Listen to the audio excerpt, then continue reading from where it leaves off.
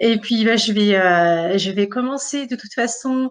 Vous pourrez voir en replay et me poser toutes vos questions donc à la suite de cette vidéo. Donc, n'hésitez surtout pas. Alors, coucou Coralie. Alors, aujourd'hui, nous allons parler d'un sujet qui est d'importance. Oui, je vais bien aussi, je te remercie.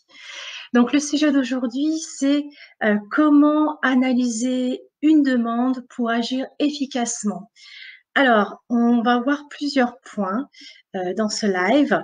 D'abord, quelle est la toute première réaction face à une demande? Donc, la réaction la plus courante que l'on a quand une demande arrive à nous. Ensuite, pourquoi est-ce si important de bien comprendre une demande?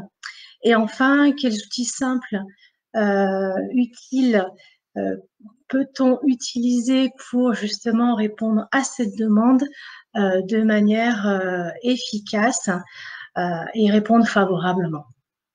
Alors, tout d'abord, quelle est la première réaction selon vous quand on a une demande qui nous arrive? Alors, ça peut être une demande de notre collègue, ça peut être une demande d'un partenaire, d'un prestataire, ça peut être une demande d'un client, ça peut être une demande d'un chef, ça peut être une demande, je ne sais pas, d'une personne de votre entourage, un parent, votre conjoint. Donc, comment vous réagissez dans un premier temps à cette demande? Alors, peu importe la demande, hein, elle peut être d'ordre personnel et professionnel. Alors, c'est vrai que j'aborde plutôt le côté professionnel, mais ça peut être aussi une demande d'ordre personnel. Donc, comment vous réagissez? Alors, je vous laisse prendre un petit moment pour répondre dans le chat. Voilà, si vous avez déjà votre première réaction quand on vous dit « Est-ce que tu peux faire ça pour moi ?» Donc, je vous laisse répondre. Alors, c'est vrai qu'on a toujours ce petit décalage avec les lives Facebook, mais c'est pas gênant. Alors, donc, je vais poursuivre. Donc, la première réaction quand on a une demande, eh bien, c'est de l'accepter sans trop se demander le pourquoi du comment. C'est de répondre oui, oui, je vais le faire. Donc c'est voilà, c'est vraiment dans la perspective de faire plaisir ou d'avoir la peur de dire non. C'est tout de suite on va se dire oui, oui, je vais le faire, pas de problème. Donc ça, c'est vraiment la réaction la plus courante. Et je dirais que c'est vraiment un réflexe. Et on dit, peux-tu? Oui, tout de suite. Bon. Et seulement après, on commence à réfléchir réellement à la demande en disant, ah oui, alors, est-ce que j'ai bien fait de dire oui ou de dire non? Donc ça, c'est vraiment la réaction la plus courante. Donc, je ne sais pas pour vous comment ça se passe, mais voilà, je pense que c'est vraiment la plus courante. Alors, pourquoi est-ce important de bien comprendre une demande? Eh bien, tout simplement, bien comprendre une demande, c'est pouvoir éviter de partir dans la mauvaise direction, de perdre du temps et du coup bien comprendre la demande. Par opposition, eh ben, c'est d'aller plus vite, de répondre vraiment de manière adaptée à la demande et de pouvoir ben, du coup gagner en efficience, en temps. Alors, je regarde dans le chat, ça bouge. Donc, Coralie, eh bien, j'ai tendance à accepter si c'est possible techniquement et pas forcément voir si je veux le faire. D'accord. Donc, en fait, toi, c'est plutôt, donc j'imagine une demande dans le cadre professionnel et forcément, tu vas réagir de manière technique, de manière entrepreneuse. Oui, je sais le faire, donc je vais le faire. Et du coup, si je comprends bien, tu vas pas forcément te poser la question est-ce que moi j'ai vraiment envie de le faire? Est-ce que voilà, je sais le faire, mais est-ce que j'ai envie de le faire? Est-ce que j'ai le temps de le faire? Est-ce que j'ai les moyens à l'instant T de le faire? Voilà, c'est vraiment se poser les questions. Euh, est-ce que moi, est-ce que je peux répondre oui tout de suite? Est-ce que je peux répondre oui parce que je suis en capacité de le faire? Est-ce que j'ai envie de le faire? Voilà, c'est vraiment se poser ce type de questions. Bonjour Agathe, ben, j'espère que tu vas bien. Et ah oui, bonjour moi aussi. Alors, qu'est-ce que tu nous proposes son cas après avoir fait une analyse du modèle d'affaires à travers un questionnaire? Eh ben, je crois que c'est une très bonne idée effectivement d'avoir ce petit questionnaire. Alors, je ne sais pas ce que tu mets dans ton questionnaire. Est-ce que tu mets des questions précises par rapport à ton activité? Voilà, comment en fait, quel type d'éléments tu mets dans ton questionnaire? Ça peut être intéressant de partager avec les autres personnes qui regardent. Mais en tout cas, c'est vraiment une bonne chose d'avoir ce petit questionnaire. Alors, du coup, pour rebondir sur ton questionnaire, alors effectivement, il existe des moyens tout simples pour pouvoir qualifier une demande. Alors c'est le modèle, enfin le filtre, si vous préférez, CQQ, COQP et AR. Alors je vais vous expliquer ce que c'est que ces acronymes. Il n'y a rien de barbare là-dedans. C'est juste des moyens mnémotechniques. Alors dans un premier temps, bien qualifier la demande, bien comprendre la demande, ça nécessite en fait toute une panoplie de questions qui permettent de bien comprendre. Alors, CQQ, COQP, qu'est-ce que c'est? Alors, le premier C, c'est comment. Donc, c'est vraiment demander quelles sont les façons de faire, comment tu veux que je m'y prenne, comment tu veux que je te le rende. Quand c'est, alors je peux prendre un exemple, je dois rendre un audit par exemple. Voilà, c'est une bonne question. Je dois rendre un audit. Ok, alors comment tu veux que cet audit soit fait? Par quel biais tu veux que je te le rende? Donc c'est vraiment le comment. Alors ensuite le premier Q c'est qui. Qui est concerné par cette demande? Pour qui est cette demande? C'est pour toi, c'est pour d'autres personnes. Donc c'est vraiment le qui, c'est important de le qualifier pour adapter la rédaction, en tout cas la forme de la réponse. Ensuite le quoi. Quel est l'objet finalement? Qu'est-ce que c'est cette demande? Est-ce que tu me demandes un audit, mais tu veux quoi? Tu veux un rapport papier, tu veux un PowerPoint, tu veux une présentation en présentiel. Enfin, voilà, c'est vraiment le quoi. C'est vraiment important à ce niveau-là. Ensuite, combien? Alors le combien, ça peut être plein de domaines différents. En combien d'exemplaires tu en veux, par exemple si c'est un rapport papier. Combien de temps tu me donnes pour le faire. À combien de personnes je dois le donner. Donc voilà, c'est vraiment important cette question du combien. Ensuite, le où, c'est où, c'est-à-dire le lieu. Par exemple, l'audit, si vous devez le rendre à une personne, je dois l'emmener où, ou le présenter à des personnes, je dois le présenter à quel endroit. Voilà, c'est vraiment une question de localisation, le lieu. Alors, je fais une petite parenthèse. En fait, on a un certain nombre de questions à se poser. Euh, tous les, toutes les questions sont pas forcément adaptables selon votre cas. Et en tout cas, essayez en tout cas de prendre cette grille de questions et de l'adapter autant que possible, en tout cas avec tous les points de question à votre situation. Mais si vous pouvez pas répondre à toutes les questions, il n'y a aucun souci. Hein. C'est vraiment une aide complète. Alors ensuite, le troisième Q et le dernier, c'est quand. Pour quand tu le veux. Ça, c'est vraiment une question, je dirais, une des plus importantes.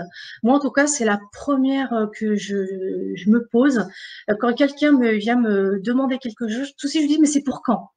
Alors, il y en a qui vont vous dire, bah, c'est pour hier, donc sous-entendu, c'est urgent, on est déjà en retard, voilà. C'est pour dans une semaine. Oh, mais finalement, non, non, ne t'inquiète pas, c'est pas urgent. C'est pour dans 2 semaines. Rien qu'à poser cette question, c'est pour quand? Tout de suite. Voilà. Parce que quand on vous pose une question, je veux un audit, ben, on a l'impression que c'est urgent. Alors que rien qu'en posant la question quand, tout de suite, on dédramatise et la personne dit non, non, mais t'inquiète pas, c'est pas pour tout de suite. Ah, ouais, ça va déjà beaucoup mieux. Coucou Henricha, bah, j'espère que tu vas bien. Ben, moi, ça va en tout cas. Et puis Eric, bonjour Eric, j'espère que tu vas bien aussi. Je suis très contente qu'il y ait du monde aujourd'hui. Donc c'est chouette. Alors je continue. Donc là j'étais pour les personnes qui sont arrivées un petit peu en décalé. Je parlais en fait pour qualifier une demande, il y a tout un certain nombre de questions à se poser. C'est le CQQ, COQP. Le premier C, c'est le comment. Le premier Q, c'est qui. Ensuite, c'est quoi. Ensuite, c'est combien. Ensuite, c'est où. Et donc là, j'étais en train de parler du quand. Donc vraiment poser la question du quand, pour moi, c'est vraiment la première question à poser, vraiment. Et puis ensuite, le pourquoi. Pourquoi tu me demandes de faire ça? Pourquoi un audit? C'est quoi le but derrière? Est-ce que ça va servir à quelque chose? Est-ce que c'est juste pour toi, pour avoir un audit histoire de? Est-ce que c'est pour aider des gens? Quel est vraiment l'objectif ultime, le but ultime de cette demande? Est-ce que ça va être utile? Est-ce que ça va est-ce que ça va aider des gens? Est-ce que c'est pour toi pour avancer dans ton travail? Est-ce que c'est pour toi pour avancer dans ta journée? Est-ce que c'est pour toi pour apprendre des choses? Est-ce que c'est utile pour toi dans ton activité? Enfin voilà, c'est vraiment important de poser cette question. Donc, je répète, CQQ, COQP. Si vous voulez, je vous le mettrai dans le chat pour que vous puissiez vous vraiment l'intégrer parce que c'est vraiment très puissant comme outil. Donc, comment, qui, quoi, combien, où, quand, pourquoi, sachant, comme je vous l'ai dit tout à l'heure, que toutes les questions ne vont pas s'adapter à votre demande, pas la demande qui va vous arriver, mais en tout cas, essayez de la décomposer avec ces différentes questions. Donc ça, vraiment, une fois que vous avez bien compris cette demande, déjà, vous savez dans quelle direction partir. Vous n'allez pas perdre du temps à aller chercher l'information en main. J'ai oublié de lui demander ceci, cela, et finalement vous allez la rappeler. Enfin bon, bref, vous allez même commencer à répondre à la demande, et puis vous allez vous apercevoir que ah bah non, finalement c'est peut-être pas ça qu'il voulait. Et donc du coup, vous allez peut-être continuer sans appeler la personne. Ah, c'est juste catastrophique parce que vous aurez fait du travail pour rien. Ou alors, vous allez la rappeler, mais vous aurez perdu peut-être, je ne sais pas, quelques heures, quelques jours, parce que vous n'aurez pas appelé la personne pour avoir plus de détails. Donc, c'est vraiment très important de qualifier cette demande. Et puis, alors, je lis un peu vos commentaires. Donc, Coralie, tu me dis oui, c'est super important.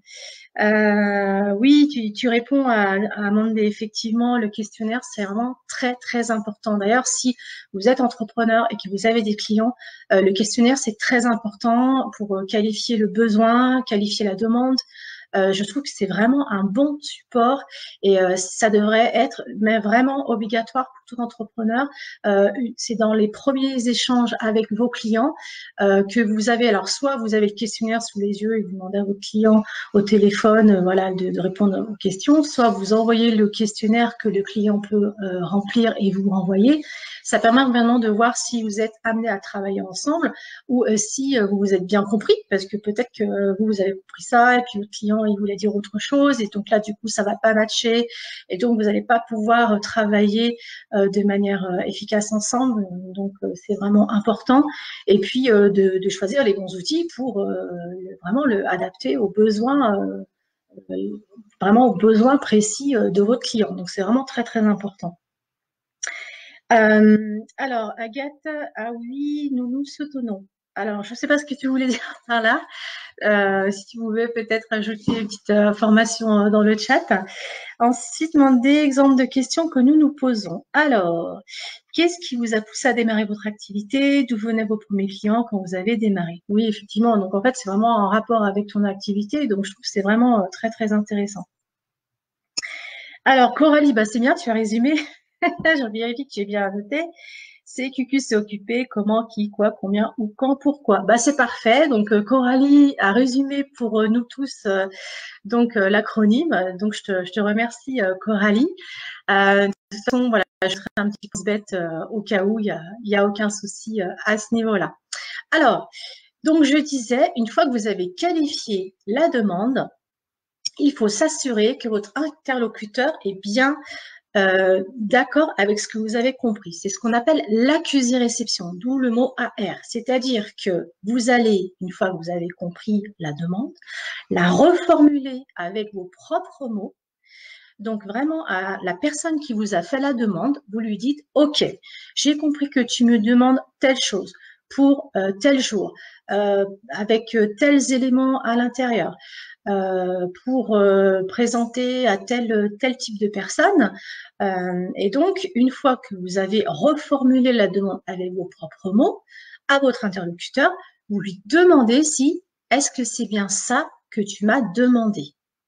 Et à ce moment-là, soit l'interlocuteur dit oui, c'est exactement ça que je voulais dire, bah, auquel cas, go, vous répondez à la demande, donc dans le temps imparti, bien évidemment. S'il y a une urgence et que vous êtes en capacité de répondre et que si vous êtes la bonne personne, bah, vous le répondez. Si du coup vous avez un délai, bah, vous le programmez pour plus tard. Et si par contre l'interlocuteur vous répond ah non, mais c'est pas vraiment ça que je voulais dire, vous lui faites repréciser. Et à ce moment-là, vous reformulez à nouveau avec vos propres mots. Et ensuite, vous redemandez la validation de votre interlocuteur. Ça peut prendre peut-être des fois un petit moment pour bien vous comprendre.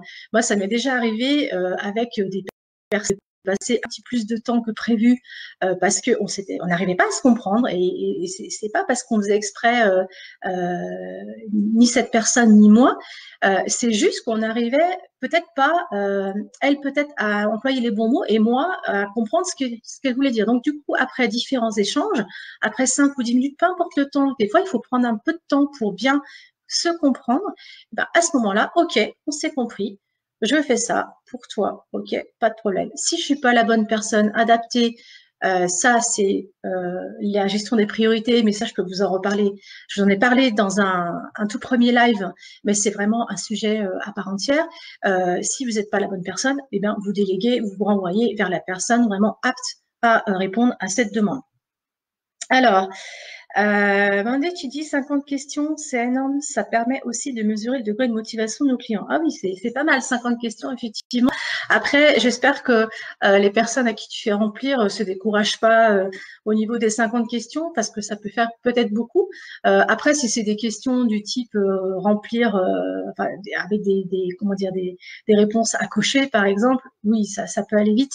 Mais bon, c'est costaud, mais après, je pense que tu as certainement une bonne raison pour faire un questionnaire à 50 questions. Et en tout cas, c'est vraiment une bonne idée. Alors, IFA, j'ai plusieurs coupures de mon côté. La vidéo étant différée par intermittence. Alors, Mandé aussi. Ok, bon, de toute façon, la vidéo sera en replay, donc vous inquiétez pas si vous avez raté des petits morceaux. De toute façon, il sera en replay dans le groupe Entreprendre et se révéler. Et sachez aussi que maintenant, je mets mes replays sur ma chaîne YouTube. Ma chaîne qui s'appelle Chantal Baudouin. Donc, vous tapez Chantal Baudouin et vous allez me trouver. Et donc, je mets en fait généralement quelques heures après le live sur Facebook, pardon, sur YouTube, je vais y arriver. Et donc, vous pouvez revoir ce live et les précédents lives que j'ai fait depuis un mois maintenant. Voilà. Agathe, tu me dis la reformulation qui permet d'être en phase. Oui, tout à fait. C'est vraiment super important. Et je dirais que c'est même important dans tous les domaines de votre vie.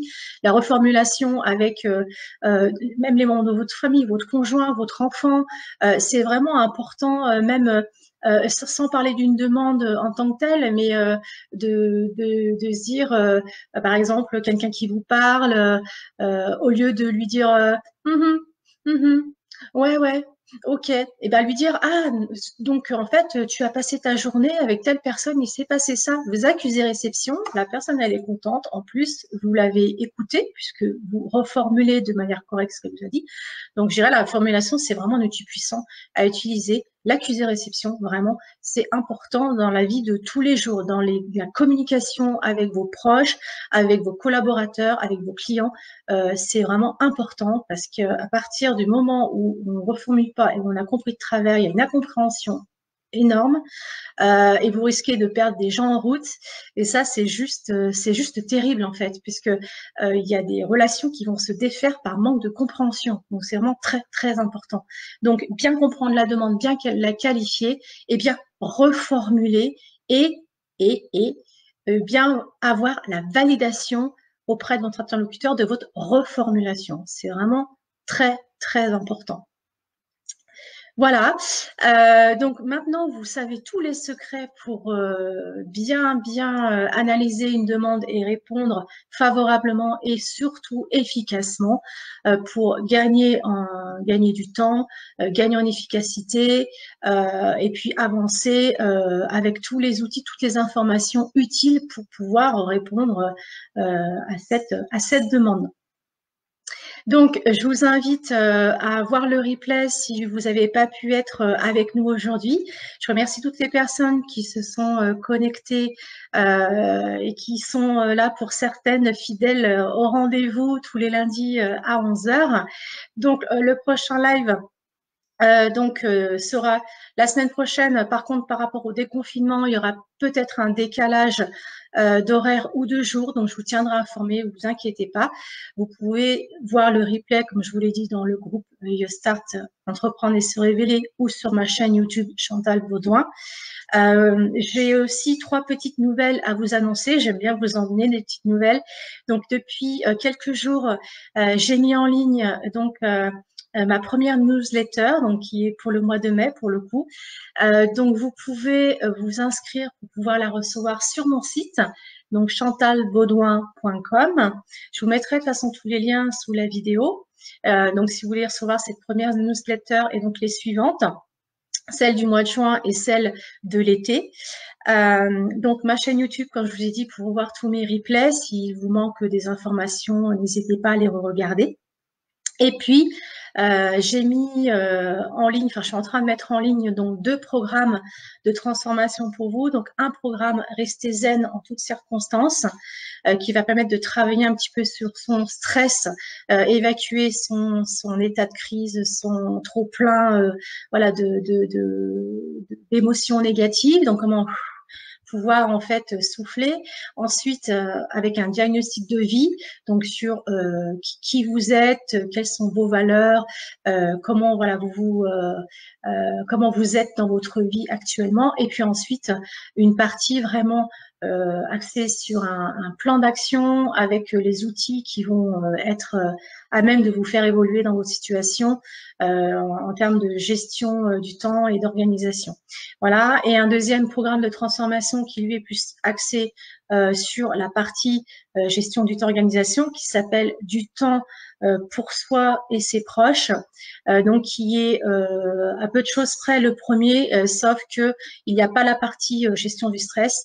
On commence tout de suite par le diagnostic de vie et ensuite on enchaîne rapidement sur les outils de gestion du temps et d'organisation. Donc, si vous êtes intéressé, contactez-moi pour avoir les liens en accès, sachant que ces programmes de transformation, je les propose soit avec des séances en distanciel, donc avec tous les outils que vous avez en PDF, ou alors pour les personnes qui préfèrent, je les mets à disposition aussi sur une plateforme privée où vous êtes en auto-formation, mais vous n'êtes pas seul, c'est-à-dire que vous allez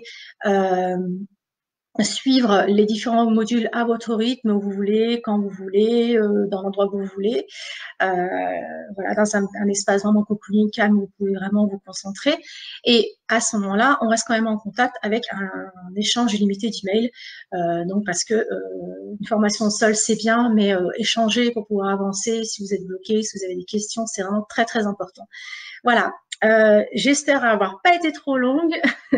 En tout cas, j'essaie de me maintenir la demi-heure parce que c'est vrai qu'après voir une demi-heure ou trois quarts d'heure de replay, des fois ça peut faire beaucoup. On a tous nos emplois du temps suffisamment chargés.